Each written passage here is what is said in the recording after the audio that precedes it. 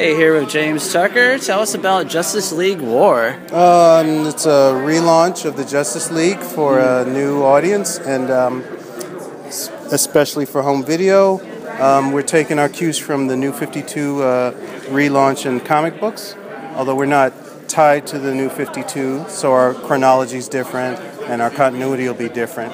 But it was just a good way to relaunch the Justice League and bring a new continuity to the DVD line, because before that each movie was a standalone. Yeah. So now we're going to do more interconnectivity between movies. Now, is this going to lead to hopefully more in the future, possibly? Or just kind of wait to see how this one does? I guess I can say yes, it will lead to more. Okay, man. So you did the character designs for Justice League War. Yes, That's indeed. Heavy, man. Were you up for the challenge, or? I don't know if you're ever up for the challenge of designing the Justice League. I mean, you know, they have such a long and beloved tradition in the comics, and you know, there's no way to, you know, kind of attempt to approach that without being sort of humbled and intimidated by, you know, the creative giants that have paved the way. So I don't know that I was up for the challenge, but I did my best. What were your influences kind of going in to, you know, kind of keep the traditional, but put on your own spin to it, I guess? Well, I have a lot of influences ranging from, you know, when I was a kid growing up reading American and Japanese comic books, and you know, ironically, one of my earliest influences was Jim Lee, and which plays nicely into this. But yeah, like guys like Jim Lee and Arthur Adams from American comics. You know, in animation, it was like you know, stuff like Akira and Ghost in the Shell, anime like that, and guys like Bruce Timm. You know, he's been a huge influence on me as far as, you know, working in American animation industry. So, you know, I have a lot. It's hard for me to actually identify all the individual components to my style, but what you guys are looking at when you watch the movie is another iteration of my style. So tell us about Justice League War, man. Well, Justice League War is, you know, it's the first animated film that we're doing that's based in the New 52 universe, and it's just balls to the wall action. You know, it's a new take on these characters. So, you know, it's like year one of you know, all these characters. So it's a little different than what we're used to, but it's still going to be kind of a fun ride. What's any like fun parts you enjoyed like directing in this one? Or? I think the action sequences. I always have fun doing the action sequences. So I mean, for the action sequences, what I wanted to do is kind of give it a kind of different flair than what we would normally have done with Justice League or Young Justice. So I tried to like kind of go balls to the wall with it. So I hope people liked it. All right. So you're always one of my favorite persons to talk to. These Aren't you fans. nice? Thank you. Because I love hearing how you find the voice for each iconic character. Can you go through the steps for this? Sure. Well, certainly I didn't do this all by myself. I cast this with a lot of people, including Meredith Lane, who I've worked with many times, who's a stunning casting director. And we sit together in a group and we throw out names and we just go, how about, oh, you know who I saw the other night who has a great voice? And then we just list actors that we like, just that we like. And then we go, now would they be a better Batman or a better Superman? Would they be a better Green Lantern or a better, Shazam? And then we sort of start going, okay, now if we like that actor, how does that puzzle piece fit with this actor? And do they sound like they exist in the same world? And in this piece, it's particularly challenging because we have three kind of smart-ass characters. So I had to find three different voices that sounded distinctly different. So Justin Kirk and Chris Gorham and Sean Astin, all in the same age range sounding, but they all have distinctly different voices, and that was really important for me to make sure I could get that separation.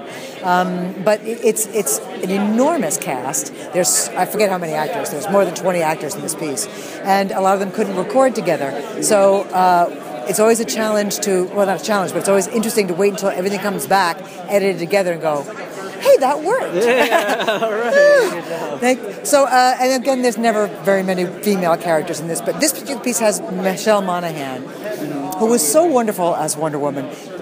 Because it's an origin story, the characters are not yet fully fleshed out. We've been working together forever. We know what we're doing. And so the fact that these actors hadn't worked together kind of worked for the piece. That was kind of an interesting dynamic I hadn't worked with before, where it really worked. They're so young, and Michelle was so cool because we recorded her, and then, we record, it goes away to animation, it comes back 8, 9, 10 months later. She came back in to do her ADR, which is, of course, all the fight stuff that we do to picture to make sure it's very specific. And she's 8 months pregnant. Wow. So we have to do, oh, Lord. Michelle, are you okay? Okay. You got another take in you? Okay. Please don't have the baby right here. Exactly. But she was a great sport. She did a terrific job. Now, what challenges did you come putting all the characters together in the screen time so they all get to share and not overshadow each other? You know, you want to give in every ensemble, you want to give everybody a moment. So that was the first thing. You really want to make sure that every character has their time to shine. And so that was one thing I really wanted to make sure I built in. The other thing that I thought was super fun is you want these characters' weaknesses to rub up against each other in the first time that they meet, because they don't necessarily like each other, so they all have really interesting personalities. And what happens if they sort of smash up against each other? So that's really cool to say, like, because we've seen them get along. We've seen, like, 10 years from now when they're all working great as the League. This is not that. This is not them working well as a team. They are not a team here. They're a bunch of guys. Oh, just throw that anywhere. Sorry. That's all right. See what happens? Got it all on video. Yeah. It was not me. Just as much action packs the movie. I know. There's action. I know, right? No one wants it now, right? 8.5 people. Again, it lost all its value. I'll toss it out for you. This is the one they're going to give me. Watch that. I don't know how to follow that up. Took his name right off. Took Jay's name right off. I forgot what I was going to ask. No, that was better. That was better than this. Better than everything. All right, so action-packed. It's action-packed. It's fun. It's everything that the movie is. It's action-packed. It's funny. We bumble. We get in each other's way. Yeah. That moment was everything that Justice League. I'm done.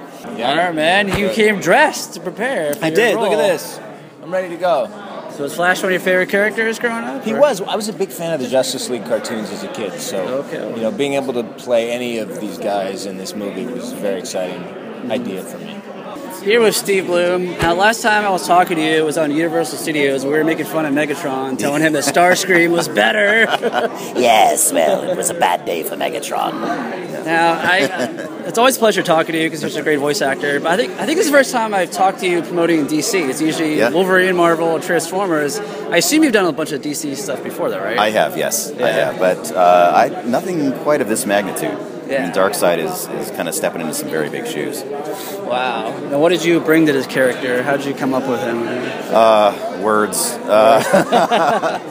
I didn't really have to do too much. I mean, the writing is so strong, and the production team is so strong here. I just basically had to read the words on the page in the deepest voice I possibly could, and the rest sort of took care of itself. It's a very organic process working with these guys, and they're a wonderful group of people to work with. Cool. And is there any favorite scene you got, like the big action scene that you're looking forward to telling everyone they can see this movie? Yeah, I don't want to give anything away, but basically anytime he's going up against the entire Justice League all at once is an amazing moment. It was an amazing moment for me. Physically, the beating that he had to take through all of this, and that confrontation is unlike anything I've ever done before. Hey man, so is this I did some research online. Was this your first voiceover work? I'm a rookie. I mean, I've done some voiceover stuff just for commercials and things like that. Pepsi commercials and Chevy and Cadillac, and so my agency's been getting me more into the voiceover world. Somebody told me that I had a cool voice for that type of stuff. I've been told that I have a radio voice.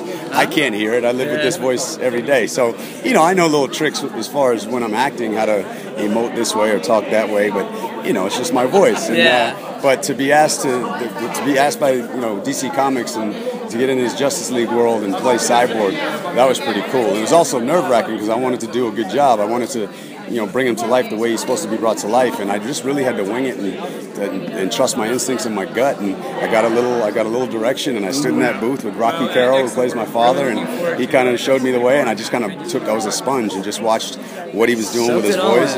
But I was completely a fish out of water. When you're in your comfort zone, you just do what you do. But here was something new, and I knew how important it was. I didn't want to mess it up, but when it was done, I said to my manager, I said, I have no idea if I did a good job or not, but I really, really want to do that again. And then I got called back, and they just kept going with me, and here we are. So I'm really proud of it that I got to do it, and I'm really excited to do more of it. Cool. So hopefully there'll be more then, I guess. Yeah. Well, my biggest wish is, there's a little rumor going around that there's going to be this big feature with Ben Affleck. Oh, Batfleck. And Robert Downey Jr.'s Iron Man. Just throwing it out there. I'm just throwing it out there, just planting the seed that if there is the Cyborg character, maybe this is my audition. All right. I'll do some push-ups. I'll make sure I look the part, and then give me the cool costume, half machine, half man, and I'll give him the voice, whatever it is. Well, speaking of